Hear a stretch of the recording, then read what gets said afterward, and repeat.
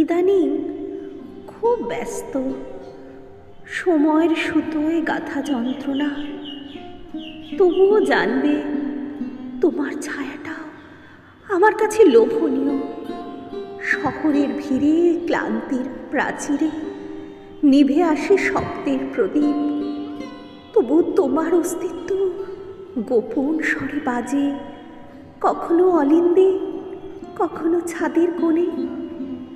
আমি ছুঁতে পারি না, তোমার ছায়া শুধু পথের ধুলোয় মিশে যায়।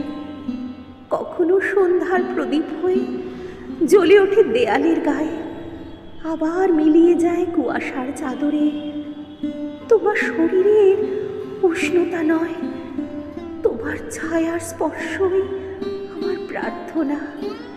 যেখানে আলো ফুরিয়ে আসে, সেখানে শুধু ছায়াই বেঁচে থাকে, নীরবে অথর্ব প্রত্যাশার মতো।